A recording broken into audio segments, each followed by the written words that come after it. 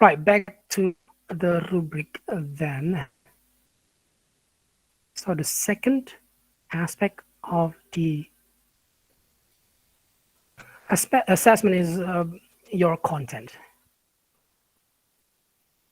So when your friend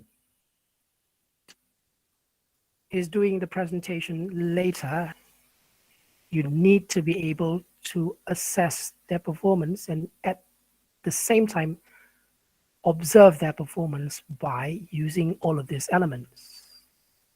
The content, the second one, talks about the essence of the information that you share or you try to share with your audience.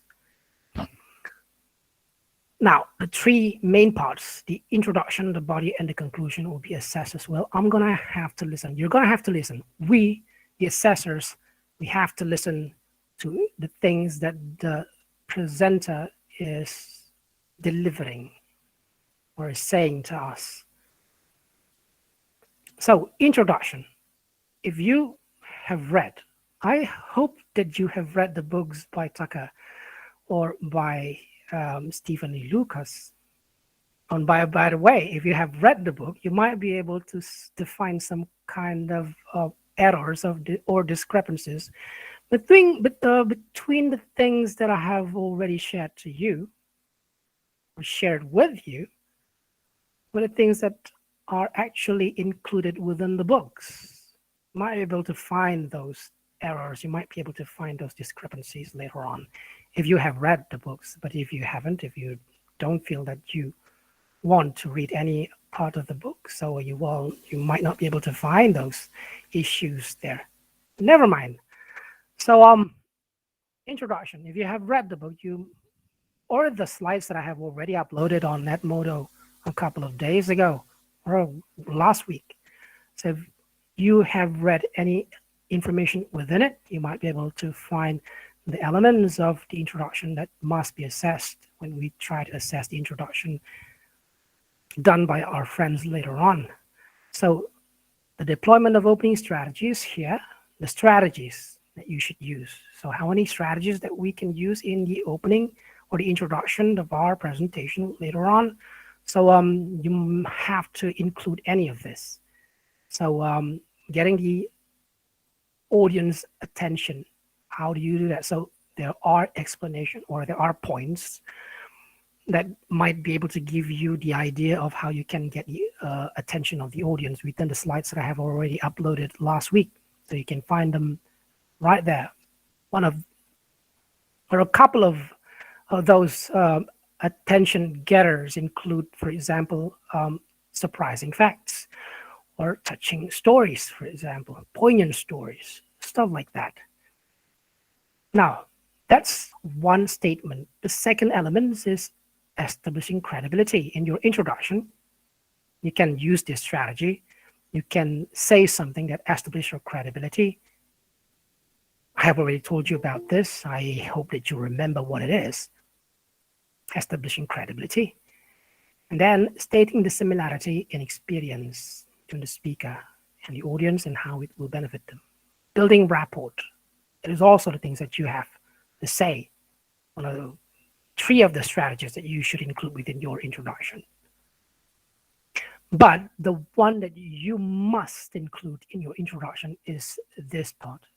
You should include the strategy, which is called preview. You should include previews in your introduction. That is a must.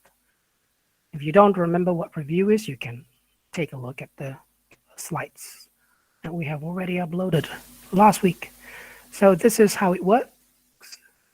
So the presence of at least 3 strategies that include preview. So if you use 3 strategies, and one of those strategies is preview, you're going to get 100 score for introduction. So just for example, you use 3 strategies. One of them is getting the attention of the audience. Perhaps you use a surprising fact, or even perhaps you use some kind of quotation, or perhaps you are asking a rhetorical question, perhaps. That is the first one. And then the second one, because you don't really feel that you have enough credibility, so you don't mention anything about your credibility. Okay. Use other strategies, like maybe building rapport with the audience. You might not have any strong credibility related to the topic, but you can say something to build rapport, maybe based on your experience, something like that. So you have two strategies already: getting or attention getters and rapport. Now you have to add this. This is actually compulsory, something that you must include within the strategies of your introduction. So you already have three strategies for your introduction. If you can perform that, 100 score for introduction already. Okay, body. Right. So your body will be examined as well. I'm gonna remind other reviewers. So you have to listen whether um, the main points, because when we assess the body, we're gonna assess the main points and the supporting points. You have to check whether the main points reflect the specific purpose. When they convey, when they give you their main points, you're going to have to remember what is their specific purpose. What is it that they are trying to tell us? What is it that they're trying to inform to us? Now you have to be able to think about it and to make sure that the main points are relevant to the purpose of their presentation. You also need to recognize whether one main point is distinguishable. So remember, each main point should talk about its own topic. They should not overlap. That is a big no-no. I hope you understand what overlapping is. So they should not talk about the same thing or similar things. They should talk about their own identity, their own information. That they should not overlap. You need to assess this as well. Also, you need to assess whether the main points have been arranged properly according to the specific purpose. If all of these are met, you're going to get 100 score for the body. And the conclusion. For the conclusion, three things will be assessed. How do you signal the end? How you signal the end. Now, this is imperative also, restating main points, review, right? When you talk about the introduction, you must include the preview. And when you talk about the conclusion, you must include the preview. And an additional concluding device.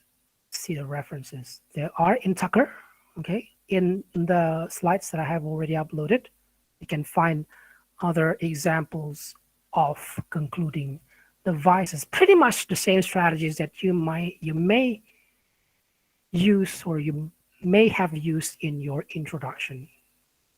Maybe you can continue the stories that you have already started in your introduction.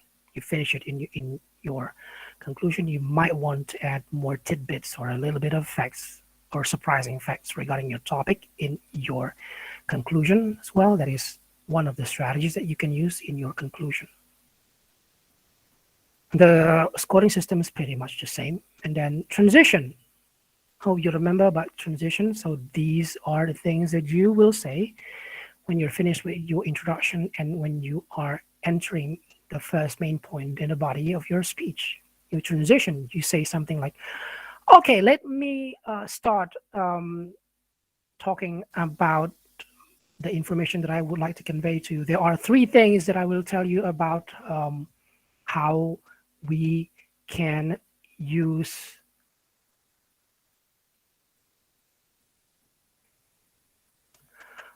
how we can drive an automatic car, for example. So you might want to inform. So for example, the purpose of the presentation is to inform the audience about how to drive an automatic car.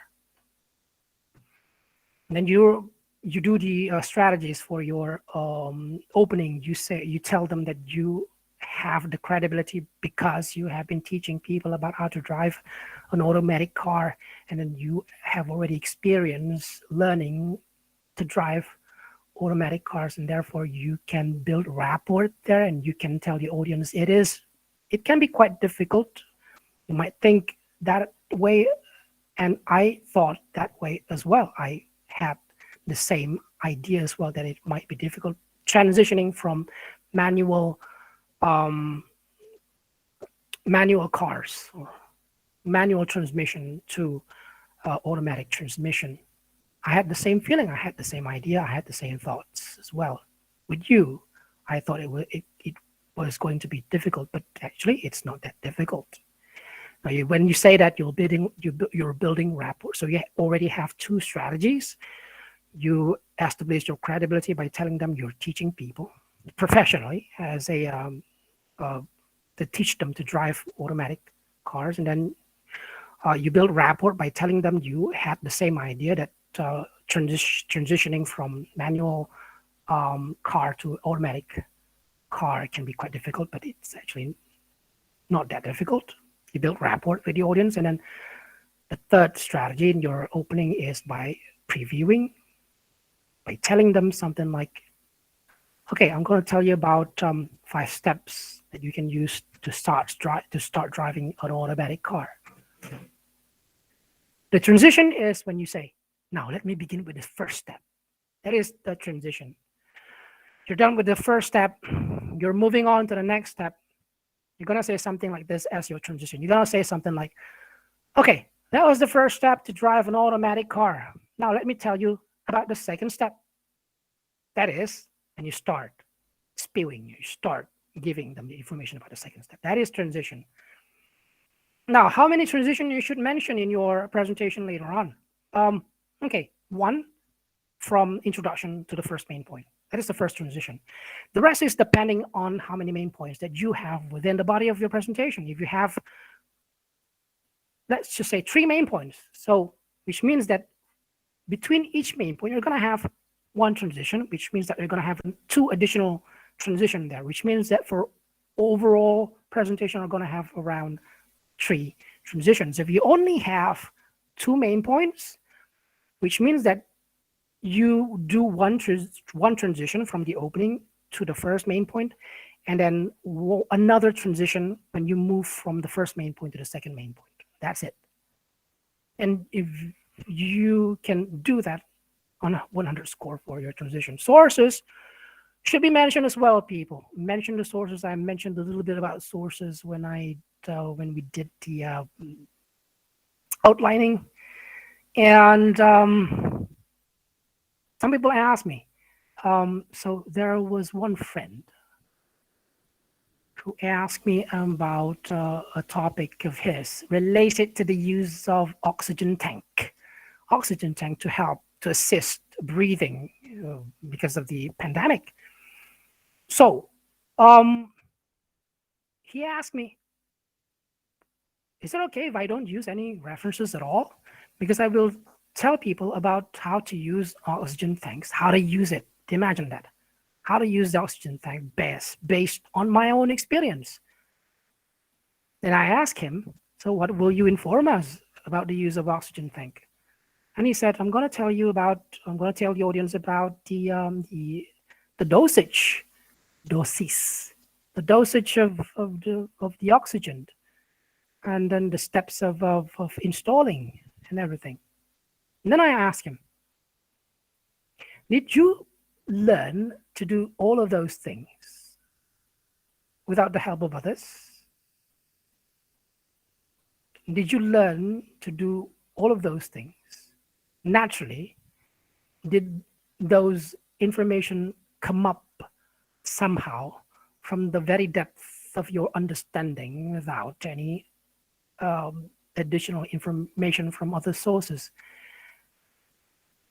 Didn't anyone tell you about how to arrange the dosage? Didn't you read or watch any sources that tells you about how to operate or how to install the oxygen tank? Especially the dosage. The dosage of the use of oxygen is based on research in medical field. You can't just determine the dosage based on your feeling, the dosage on your approximation. You cannot just administer the dosage just by your own experience while you're not, you don't have any credibility. You have never worked as a medical professional before.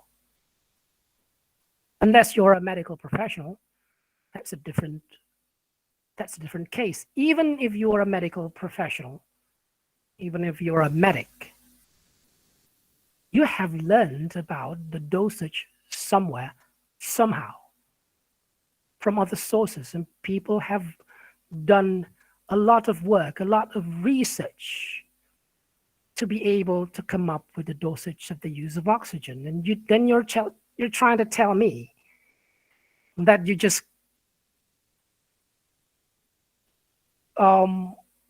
decided about the dosage of the audience just based on your whim, based on your experience. So you don't think that you need to use any references whatsoever. That is quite bothering. Again, give credit where credit is due. Sometimes we assume that the information that we have does not come from any other sources. That's simply because we forget that we have read it somewhere, or we have heard it somewhere. We have read it or we have watched it somewhere, and we forgot. And we assume that, oh, it has been there. All along, it has been there. And therefore, it's mine. It's based on my experience. Well, actually, they did get it somewhere, somehow, sometimes in the past. So, sources, mention the sources. I talked a little bit to your friend just now about a topic related to fashion. And then there are sources that he will use. And he actually did a kind of data collecting activity. And then that actually gives him the credibility to say that, oh, based on my questionnaire, perhaps, or based on my observation, perhaps, or based on the data that I've got, for example. So he has the right to say that because he has done data collecting activities himself. Otherwise, there's a huge chance or possibility that the information that you have inside your mind right now came from somewhere else, and you need to track that. Now, you might think that, why bother? Here's the thing, people. You might think right now that I will sound cool if I can give the audience all about this information without citing any sources. The audience might think that I have the knowledge that encompasses the entire universe. And then they might stare at me in awe of my greatness because I have all of this information that I convey to them, and without citing any sources, trying to convince them that I came up with the information myself. Okay, good. When it happens to you that way. But when comes the time when people ask you to be responsible for the things that you say, what will happen next? What will happen then? Some people might try very hard to distance themselves from the errors, from the information that they gave without any sources whatsoever, without citing any sources whatsoever. When problems occur, when people ask you to be responsible or to ask you about the responsibility that you have based on the related to the information that you have shared with them, you might think twice then. So one of the reasons why you should mention sources is to keep yourself safe from responsibility. So when people ask you about this responsibility, you might say something. You might be able to keep it a little bit, keep the distance between you and the information by saying that, oh, well, I cited people, I cited other sources for this particular information. And therefore, yeah, sorry, I wasn't particularly careful when I found or when I tried to find the information. Well, it was my mistake. Sorry about that. Well, you can save yourself then when you cite other people, when you use other sources of information and you mention it. So you try to be careful. You try to um, place the responsibility to the um,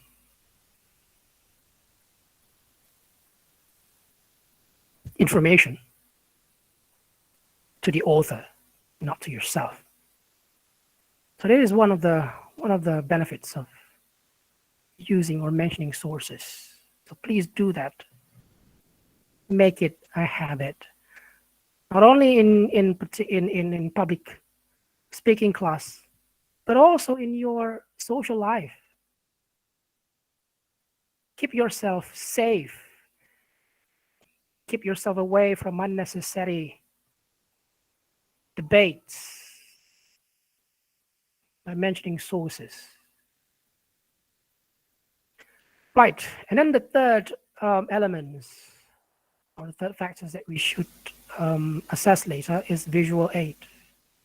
Now, slides are imperative. You might want to use PowerPoint. That is the standard application. But if you think that you can use any other application to design your slides, you might be able to do so. But just make sure that they are compatible with the rest of your operating system and the rest of the software or application that you will use later, including the split screen. So be very careful.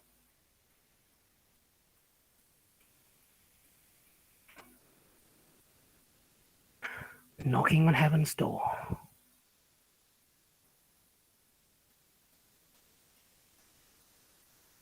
Unless this is not heaven, this is actually far from it. Right, relevance, that is the first one.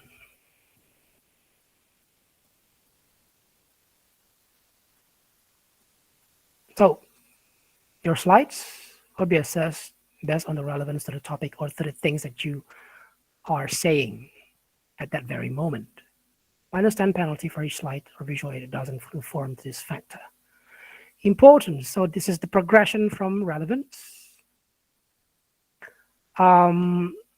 Okay, we talked a little bit about this yesterday. I hope you still remember what it is. I was talking in Indonesian, so hopefully you grasp it somehow. So -10 penalty, when you lack importance there. Actually, it's quite simply when your visual aid lacks relevance, which means that it will automatically lack importance, which means that automatically you're going to lose 20 points at the same time. Accessibility. Now be careful. Take a look at this. So whether your visual aid is easily visible for the purpose of supporting the message.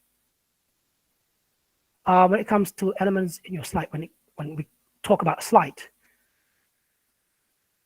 including text and images, they should be large enough that they can be visible. So when you do your presentation later and you share your screen and it contains your PowerPoint slides, you might want to remember to put it into full screen mode rather than the usual mode. So full screen, so it will make the slide appear bigger. Should be large enough so it can be visible. Images should be large enough so that the elements within the images can be visible. Text should be large enough as well. Remember, some people are using smartphones to assess the class, which means that if you share your screen and the texts are too small to be viewed from smartphones, it might be difficult for them to assess your performance. Disabilities, maybe we don't have any issues with disabilities because you might have done your demographic analysis upon your audience, and you might think that maybe we don't have any issues with disabilities whatsoever.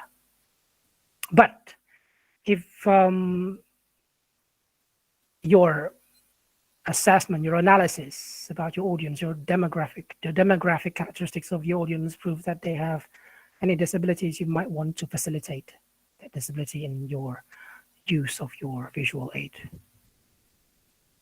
Simplicity, it should be simple. You can take a look in terms of slides and PowerPoints. You can take a look at the examples that have been given last week to see the simple ones and the cluttered one. Be careful with color choices. They should not overlap with each other. Avoid paragraphs. Avoid using too many images in one slide. Yeah. Avoid using too many images in one slide. I don't mean avoid using too many images in the entire slides. If you have 10 slides and you have 2 images for each slide, be my guess. Sometimes people include 5 images in one slide, and that's just cluttered. You might find it difficult to arrange them so that one image does not cover the other. Avoid lengthy, complex animation that doesn't contribute to the message. Objects should be properly explained and shown. When you use objects such as this, if you can take a look at my videos right now, I'm holding my water bottle there. You should hold it. When you talk about the object, you should hold it in front of the camera so that people can see it if you think you should use object. The other solution when you want to use object is just take a photo of the object and include the photo in your slides. And therefore, it might be easier for the audience to take a look at the image of the object, and you can easily talk about it later on. But still, slides are imperative, which means that you must use slides, and then you can add. So this is not imperative. Other objects are not imperative. You must. It is not a must to use them, so you can add them. -10 penalty for each slide of visual aid that doesn't conform to simplicity. Duration 5 to 7 minutes. Additional notes. Time's up. You'll be stopped, which means that you might not have the time to convey your conclusion, and therefore you will not get any score for your conclusion. -10 of overall delivery score. So your delivery score will be accumulated, and then 10 points will be deducted, will be reduced from that overall score. If your presentation is less than 5 minutes, people be careful. I don't know whether you take this seriously or not, but some people, a couple, it seems like, don't think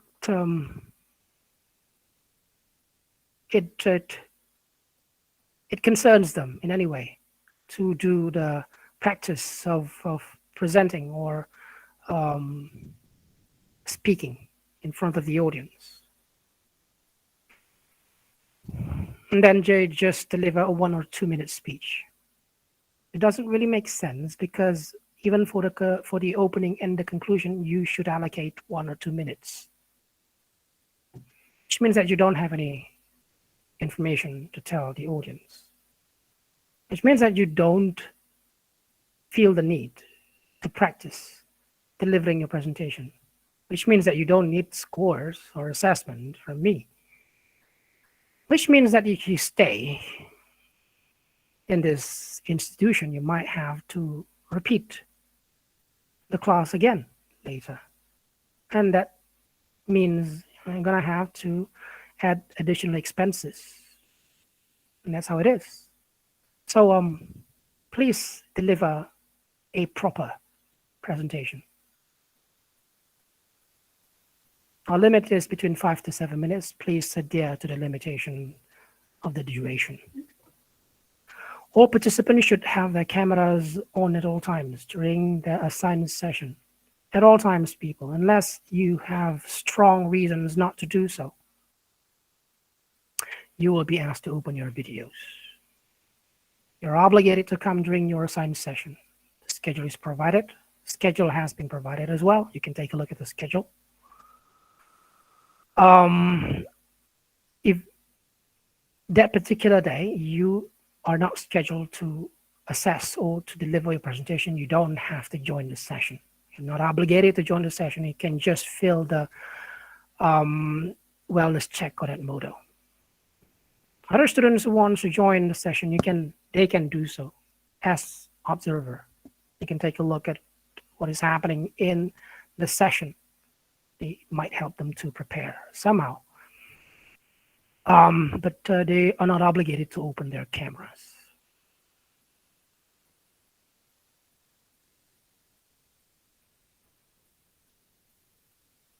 You are obligated to come during your assignment session. The rest of you who don't come, ideally, you are expected to focus on your own presentation, the preparation of your own presentation. Ideally, you will do that. Ideally. Please, if you can just take advantage of the time given to you to practice. That's all about the rubric, and also I have shown you